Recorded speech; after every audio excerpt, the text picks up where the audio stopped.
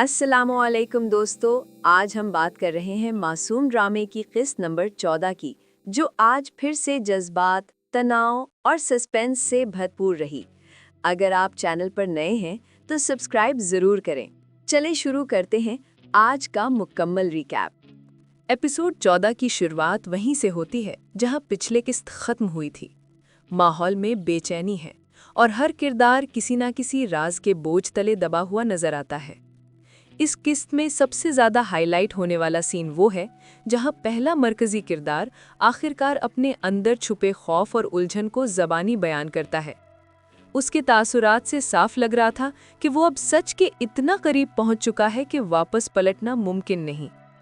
दूसरी तरफ दूसरा अहम किरदार का रवैया पहले से ज़्यादा सर्द और पुरअसरार दिखाया गया। उसके हर लफ्ज़ के पीछे एक राज, हर खामोशी के पीछे एक तह, और यही चीज़ इस एपिसोड को मज़ीद दिलचस्प बनाती है। एक ज़बरदस्त टर्निंग पॉइंट वो था जब घर के माहौल में अचानक तनाव बढ़ता है और माजी के राज दोबारा सर उठाने लगते हैं। इस बार ड्रामा हमें साफ बता रहा है कि कहानी अब अपने असल रुख की तरफ बढ़ रही है। डायरेक्शन इस एपिसोड में ख़ास तौर पर मजबूत थी। कैमरा वर्क ने किरदारों के जज्बात को खूबसूरती से उभारा, ख़ास तौर पर उन सीन्स में जहां खामोशी खुद एक डायलॉग बन जाती है।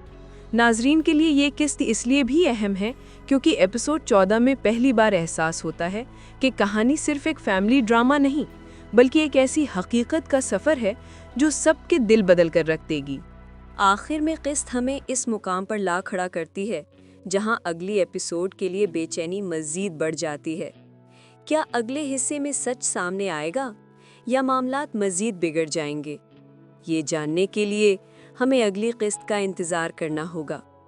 अगर आपको आज का रिकैप अच्छा लगा हो तो वीडियो को लाइक करें और कमेंट्स में बताएं कि आपके ख्याल में असल कसूरवार कौन है।